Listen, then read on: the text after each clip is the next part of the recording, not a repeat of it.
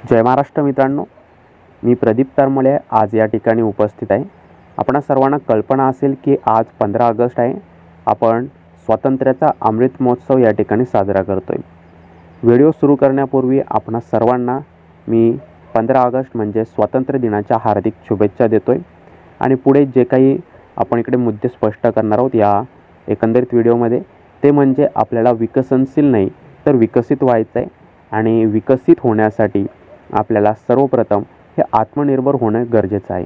आणि आत्मनिर्भर होण्यासाठी आपली जी काही शिक्षण पद्धती आहे ती इकडे बदलणे कितपत गरजेचं आहे हे सुद्धा मी या ठिकाणी स्पष्ट करणार आहे। एकंदरीत आपल्याला आपला देश स्वातंत्र्य होण्यामागची जी काही पार्श्वभूमी असेल ती माहिती आहे, परंतु आता आपला देश हा विकसित होण्यासाठी आपल्याला कोणते प्रयत्न करावे लागणार आहेत आणि ते आपण कशाप्रकारे करू शकतो याची जी काही माझं पर्सनल मत आहे ती मी या ठिकाणी मांडण्याचा प्रयत्न करणार आहे। ठीक आहे, तर अगदी शेवटपर्यंत पहा आणि जर आपण माझ्या मतांशी सहमत असाल तर हा व्हिडिओ लाईक करून कमेंट सेक्शनमध्ये जरूर कळवा। तर पुढे आपण पाहाल तर आपण हा विकसनशील देश आहोत आणि आपला जागतिक पातळीवरती दबदबा हा काही वर्षांनी वाढलेला पाहायला मिळतोय। आणि या काही वर्षात आपण खूप प्रगती केलेली आहे, परंतु विकसनशील असणे आणि विकसित असणे यात खूप मोठा फरक आहे। जर आपण विकसित असाल तर आपली जागतिक पातळीवरती एक वेगळं अस्तित्व असतं, हे आपल्याला समजून घेणं खूप गरजेचं आहे। आणि आपल्याला विकसित होण्यासाठी आत्मनिर्भर होणं खूप गरजेचं आहे। आणि हे कशाप्रकारे इकडे रिलेटेड आहे हे आपण आता या ठिकाणी एका उदाहरणावरून समजून घेऊयात। सर्वप्रथम आपल्याला आत्ताचंच एक उदाहरण पाहायला मिळते, ते म्हणजे रशिया आणि युक्रेनचा वॉर।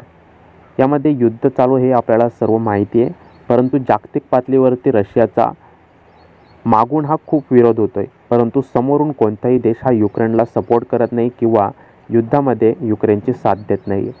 कारण की जे इतर देश आहेत आशिया खंडातील म्हणा किंवा युरोप खंडातील, यांना रशियाची गरज आहे ना की रशियाला या देशांची गरज आहे। हा मुद्दा खूप महत्त्वाचा आहे, कारण की रशिया हा आत्मनिर्भर आहे आणि इतर जे देश आहेत यांना कोणत्या ना कोणत्या गोष्टीसाठी जसे की कच्चं तेल असेल, गॅस असेल, यासाठी रशियावरती अवलंबून राहावं लागतं आणि त्यामुळे ते समोरून त्यांचा विरोध करत नाही आहेत। आणि याच कारणामुळे आपण इकडे म्हणतोय की आपण आत्मनिर्भर असणं कितपत गरजेचं आहे। ठीक आहे, तर भारत हा आत्मनिर्भर नाही आहे का हा प्रश्न या ठिकाणी उपस्थित होतो। तर भारत हा आत्मनिर्भर देश होतोय, परंतु तो पूर्णपणे आत्मनिर्भर नाही आहे। अनेक गोष्टींसाठी आपल्याला इतर देशांवर अवलंबून राहावं लागत आहे। आणि आपण आत्मनिर्भर होण्यासाठी आपली जी काही शिक्षण पद्धती आहे ही शिक्षण पद्धती बदलावी लागणार आहे। आणि ही कशाबद्दल तर आता एक आपण स्पष्ट करूयात ही कसं इकडे रिलेटेड आहे।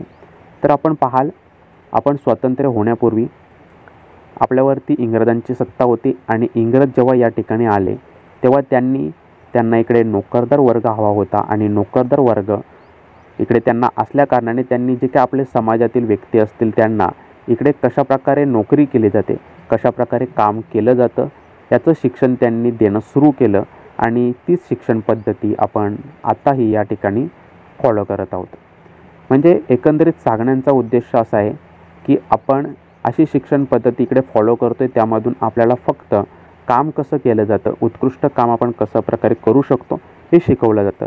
परंतु जर आपल्याला बाहेर पडून आत्मनिर्भर व्हायचं आहे, स्वतःच्या पायावर उभं राहायचं आहे, तर काम कसं केलं पाहिजे, याचबरोबर काम कसं करून घेतलं पाहिजे हे सुद्धा आपल्याला माहिती असणं खूप गरजेचं आहे। कारण की जेव्हा आपण आपल्या कॉलेजमधून बाहेर पडतो, शिक्षण आपलं पूर्ण करून बाहेर पडतो, तेव्हा आपण हे बाहेर पडून दुसरे जे काही व्यक्ती असतील, ज्या संस्था असतील, ज्या कंपन्या असतील, ज्या आपल्याला काम देतील त्यावर आपण अवलंबून असतो, म्हणजे आपण आत्मनिर्भर होत नाही।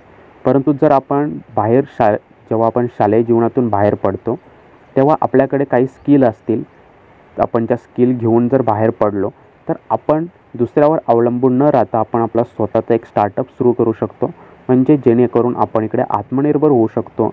आणि जर आपण आत्मनिर्भर झालो, जर एक व्यक्ती आत्मनिर्भर झाला तर तो त्याच्या परिवारातील सर्व जे काही सदस्य असतील त्यांना इकडे सोबत घेऊन चालतो। आणि परिवार जर साक्षर झाला तर आपण पाहाल तर पुढे जे काही समाज असेल, जे गाव असेल, विभाग पातळीवरती संपूर्ण जे काही व्यक्ती असतील किंवा जे काही समाज असेल तो संपूर्ण पुढे जातो।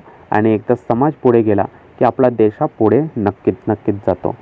तर ही एकंदरीत संपूर्ण सायकल आपल्याला पाहायला मिळत आहे आणि सायकल कंप्लीट होण्यासाठी आपल्याला सर्वप्रथम शिक्षण पद्धती बदलावी लागेल. त्यामुळे जर आपली शिक्षण पद्धती जेव्हा एखाद्या विद्यार्थीला जेव्हा बाहेर पडतो तेव्हा जर तो आत्मसात करेल काही स्किल आणि तो स्वतःच्या पायावर उभं राहील तर नक्कीच तो आत्मनिर्भर होणार आहे. आणि एकदा एक व्यक्ती आत्मनिर्भर झाली तर आपला समाज आणि समाजानंतर आपला देश हा नक्की आत्मनिर्भर होईल. आणि जेव्हा देश आत्मनिर्भर होईल तेव्हा नक्कीच आपण जागतिक पातळीवरती इकडे विकसित देश म्हणून ओळखले जाऊ आणि तेव्हाच खऱ्या अर्थाने आपण हा आपल्या देशाचा स्वातंत्र्याचा अमृत महोत्सव या ठिकाणी साजरा करू शकतो. हे माझं पर्सनल मत मी या ठिकाणी आज स्वातंत्र्य दिनानिमित्त मांडण्याचा प्रयत्न केलेला आहे. माझे मत आपल्याला आवडले असेल, आपण सहमत असाल तर कमेंट सेक्शनमध्ये जरूर कळवा, इतरांपर्यंत पोहोचवा जेणेकरून त्यांनासुद्धा ही संपूर्ण कशाप्रकारे आपण विकसित होण्यासाठी काय गोष्टी रिलेटेड आहे ते समजून येईल.